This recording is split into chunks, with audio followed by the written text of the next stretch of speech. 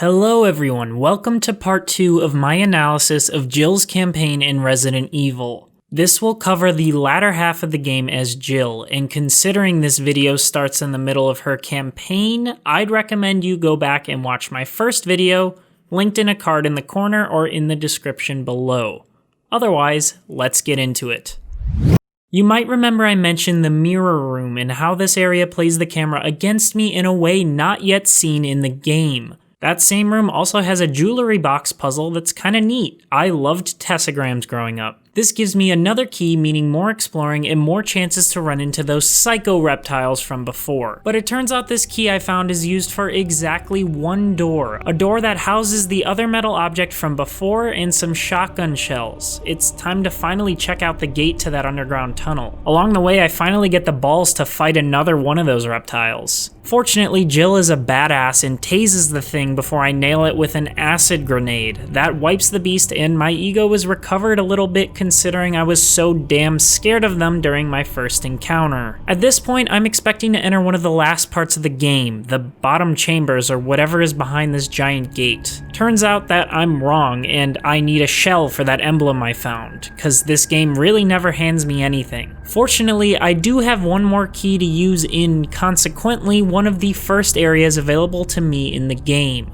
The hallway with the armor key. This unlocks a library where that snake from before is waiting to ambush me. Smart snake. Much like with the spider, the snake blocks my exit, forcing a fight. I do some damage and work it around the exit so I can leave to grab heals, only to be ambushed by two more reptile things. Like, come on, man. I waste a couple of shots, but Jill's continued badassery keeps us alive. I'll never get over the fact that she can just tase these things and get up like nothing happened. I go back and beat the snake with my trusty grenade launcher, and another book provides me with another emblem thing. Unfortunately, this is not the iron shell I was looking for, so I'm still lost. After about a half hour of wandering, I remember that battery from before, which I can use in the courtyard. On my way there, Jill fails to contact the helicopter pilot over that broken radio. This is Brad.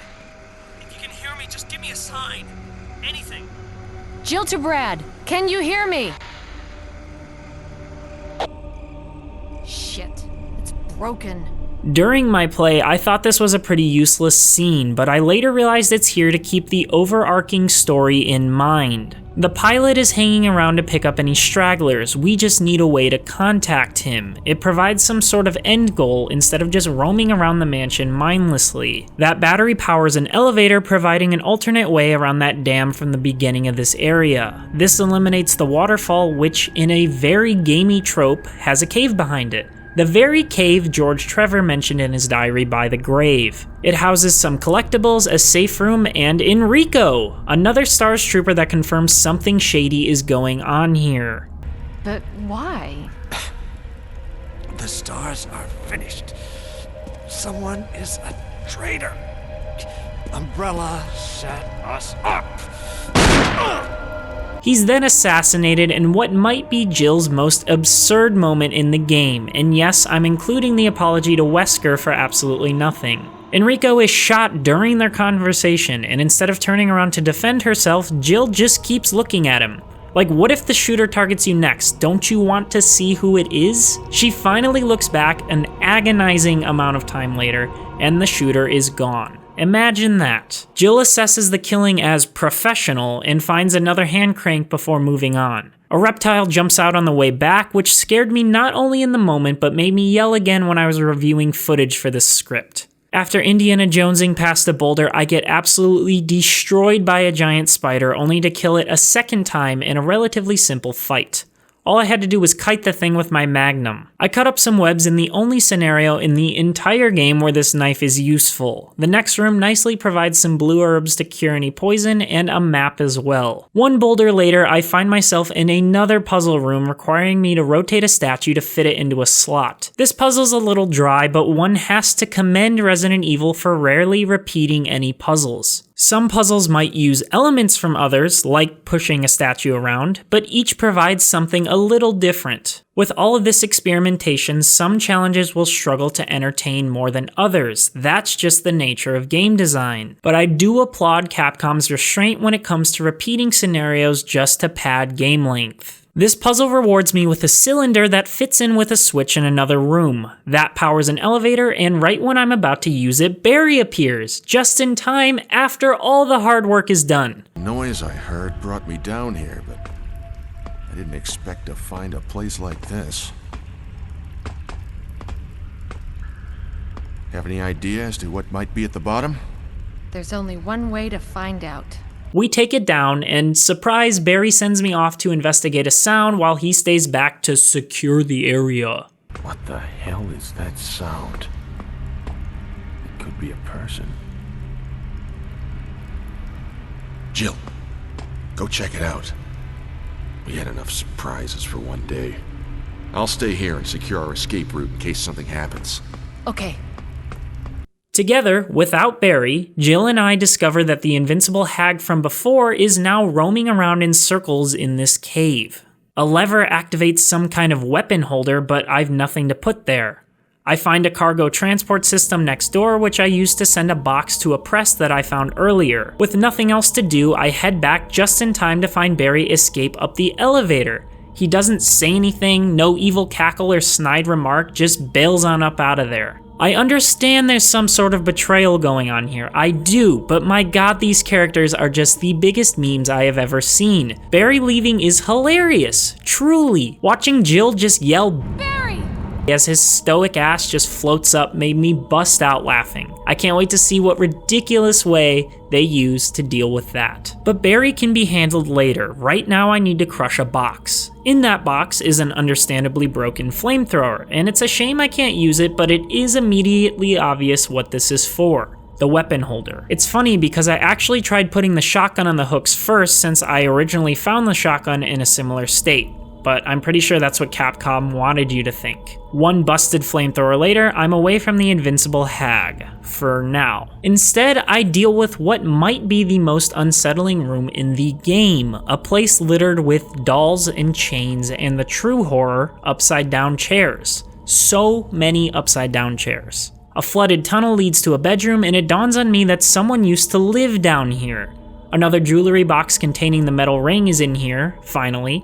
But alongside it is a note detailing the family of George Trevor and revealing their fates. Remember the dude who saw his own grave? Yeah, his family he was worried about were injected with the virus classified as the progenitor virus. Essentially, they're live human test samples. Jessica Trevor, George's wife, was quote-unquote disposed of as the virus didn't fuse with her. Lisa, the child, however, saw a positive but delayed reaction to it. The notes following pages are Lisa slowly devolving into what I eventually realize is that hag. The poor girl thought her mom ditched her, then starts talking about bringing mom's face back to her. She never finds her mom, as it turns out she's stuck in a gravestone, which is actually foreshadowing an upcoming fight, though that isn't incredibly apparent at the time. I only know this after reviewing the footage for the script. It's at this point the story all comes together. George Trevor was brought to this mansion that he was baited into designing. His wife and daughter were being tested on without his knowledge. He didn't even know they were at the mansion. Even worse, his wife and daughter were brought here convinced they'd see their father. It's a tragic tale and one I'm about to see through to its end. Some ladders lead me out to that hut from beforehand where Lisa knocked me out. Only this time she isn't here, probably because she's stuck in that cave down below. Now, I can assume that this is where Jessica and Lisa were staying and that's why George never saw them. This also might be where Lisa turned from the virus.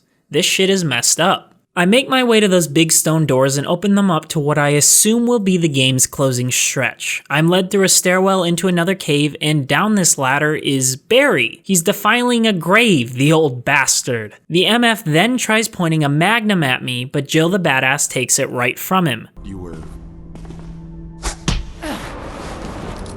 Start talking. Calm down. I didn't want to do it. Believe me, I can explain. Also, this gun is hilariously massive. Don't lie to me!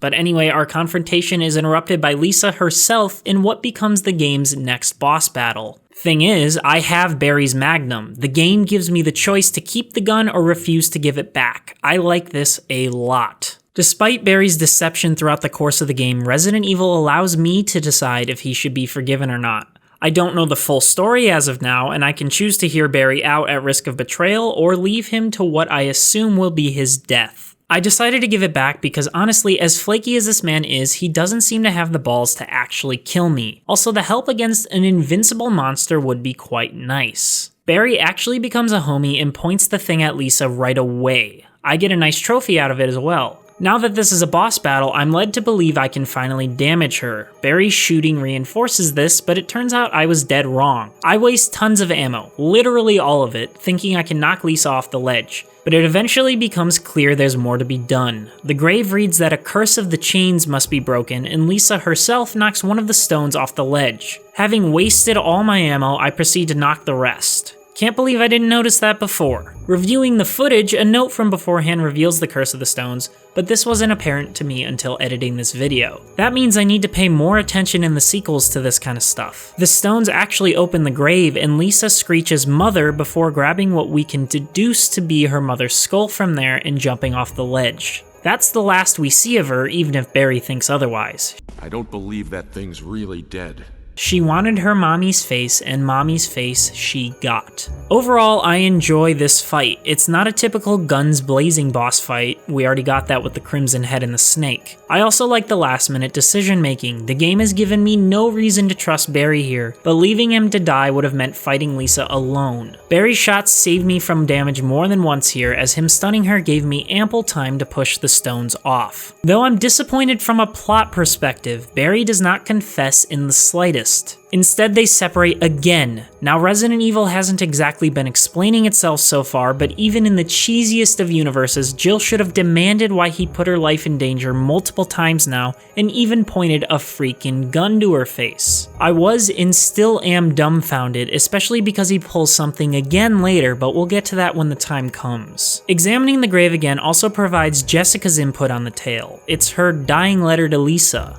She claims her thoughts are failing her, that they only return when given quote-unquote nutrition shots by the men in white. These writings devolve into escape plans where they'll pretend to be unconscious and bail when no one's looking. Unfortunately, we can infer this doesn't happen. Resident Evil storytelling could have gone a number of ways. It could have had flashbacks which show these scenes happening. It could have featured expository dialogue from random characters or videotapes or a million other things. But Capcom's decision to hold the lore in these found notes, whether due to design limitations or by choice, or a little of both, adds to the suspense and makes for a much more memorable experience. We've seen the aftermath of these situations. We know what happened, but we're slowly piecing together how it happened. It's entirely possible for players to miss this as well if they aren't paying too much attention to the notes. These small clues build up the world we're experiencing without taking agency away from the player. They cater to the strengths of video games, telling a tale with interactivity rather than trying to shove a movie into an interactive experience.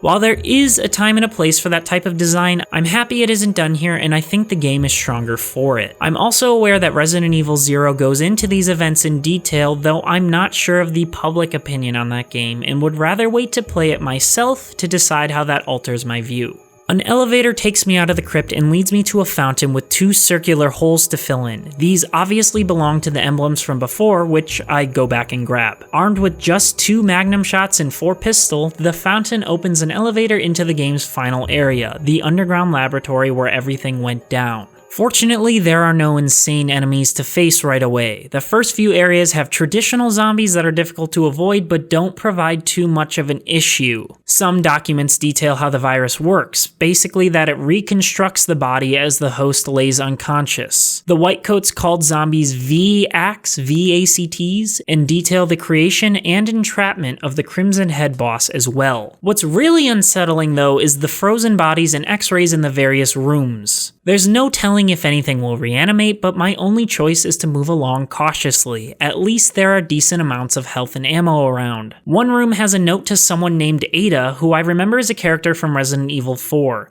It's written by a man named John, who I assume is her father or husband, considering he refers to her as dearest in the letter. John is infected and hopes that Ada can escape to tell the world of the accident that went on here. The note also informs me of everything I'm supposed to do next. Log into a terminal, find some codes to unlock some doors, and activate the lab's self-destruct sequence. Nice. There's a neat x-ray puzzle in the same room that asks me to line up patient names alphabetically, then analyze which parts of their charts are growing red. This is then referenced with a main x-ray, and by taking the first letter of each part on the patient's x-ray, I spell out the word cell, which is used to open a door at the terminal. At said terminal, with the username as John and the password as Ada, I unlock 2 doors and blow a former scientist's head off before discovering some sort of fuel container that appears pretty relevant. The room also contains an MO disk machine that asks for an M disk. I didn't know it at the time, but this is tied to an optional subplot that requires 3 disks found by exploring the mansion. I happen to have all 3 just because I tried to solve every puzzle, though players who blew through the game a little faster wouldn't be able to do so. Of course, they could head back to the mansion to find them, but that level of backtracking is pretty tedious. Anyways, finding the 3 MO machines in the lab will open the door to where the opposite main character is imprisoned, which I'll get into a little later. Back in the lab, I find a fax from the Raccoon Disaster Contingency Committee, which I learned through research is an Umbrella subsidiary. The fax states that the T-virus might be worse than initially thought. Most of the research team was infected at the time of the outbreak, and even survivors were starting to show symptoms eventually. Mass media coverage is bound to happen, and the quote-unquote subjects are going to escape. Of course, there's the "despite this tragedy, we were successful" science line that happens with every human manufactured virus in any piece of art. Then the note recommends taking action against the S.T.A.R.S team that's sure to get involved. The other room contains a projector I can use with a slide deck that I found beforehand. It contains names and designs for most of the creatures I fought, like the hunter lizard creature or the Cerberus dog. And then there's the development staff of the Bioorganics Weapons Research Group, aka the team who built this virus. And is that Mr. Toolbag himself? Wesker? Probably. The slides end with a serial code 8462, which correlates to a pad on the wall. The room also contains a note revealing that Wesker was in fact part of that research team, as well as a breakdown of the laboratory. Yet another moment I didn't really notice until going back over the footage for this video. Again, these slight additions slowly build the world without pulling control away from the player. Cutscenes don't come in unless they're absolutely necessary, and as someone who already struggles enough to focus on anything due to ADHD, that's a fantastic touch. The code from before opens a secret room containing yet another key. There's also a screen to view Kenneth's film from the very beginning of the game. I gotta be honest, I don't see the point of this footage. It's just a clip of yet another person dying to a zombie. It doesn't add anything to the world or the plot. There's no crazy reveal or intense action sequence. It's just a trained soldier missing his shots as a zombie lumbers over and eats him. I watched the clip multiple times to be sure of this and got nothing out of it. The lab key unlocks another creepy room downstairs, and right away I'm put off by this incessant hissing.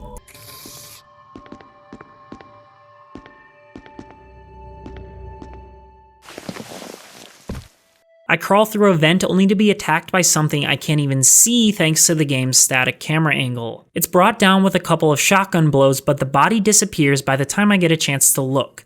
Then some ridiculous creature with giant spider legs on its back comes out of the vent I was just in, and I blow its head off with the Magnum. I can safely assume that's the thing I just killed from beforehand. This is the area where patients were operated on. There's a bloody operating table, jugs of random materials, surgery equipment, and tables of body bags. Another MO disc machine is here as well. The next set of rooms houses the final safe room, and one I'm incredibly thankful for. Remember that fuel canister? I have to lug it all the way back here while being chased by an endless amount of those spider things. Oh, and I also can't sprint, or it will explode. It's a really neat challenge, unlike anything else in the game, but one that's actually much easier to complete than I thought it would. There's really only a few rooms to move through. At the same time, Jill's walking speed is pretty slow, so I guess making this part any longer would have been agonizing for the player, so I guess I'm okay with the short length. I finish this up with no problems and activate an elevator a few rooms over and find the final MO disc machine as well. And oh, look at this, here comes Barry with the guilt trip. You could have at least waited up for me, you know? As if I wouldn't have loved a partner during all of this. Thanks for showing up when all of the hard work is done again. Before heading down the elevator, I check the door unlocked by the MO discs and find Chris. This triggers a hilarious cutscene full of dorky one-liners, and I gotta be honest, Chris really glows up in the future games. Did you see that Resident Evil 8 trailer? I'm thankful for this because I can't take the dude seriously in his current state. We're part of the equation. I have to get you out of here.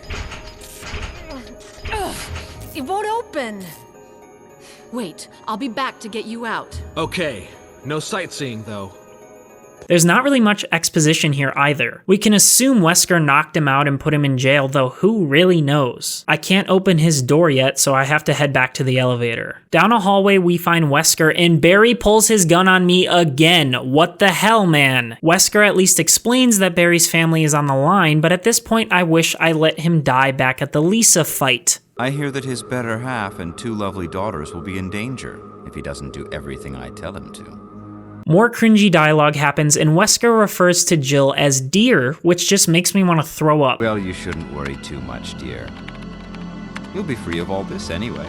And we find out what we already knew. Chad here is actually working for Umbrella, and Jill roasts the guy for good reason. You're just a slave of Umbrella. Wesker can't handle his feelings being hurt and sucker punches Jill in the face before revealing he wants to betray us and Umbrella for his own personal gain. The man's monologues remind me of Syndrome from The Incredibles as he shows us his prized creation, the Tyrant. I guess it's time for show and tell.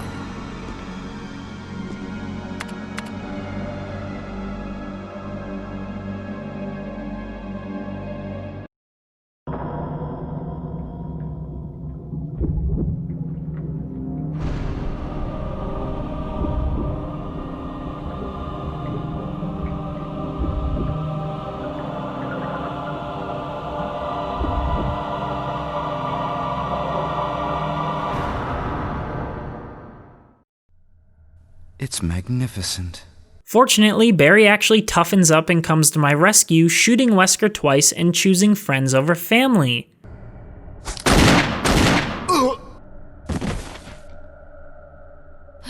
Barry! Forgive me. This is actually pretty admirable of him, and I hope his family ends up okay, like genuinely. Wesker activates the Tyrant anyways and takes the cake for the best line in the game before it turns on him. Damn it! Jill and Barry together. In hell.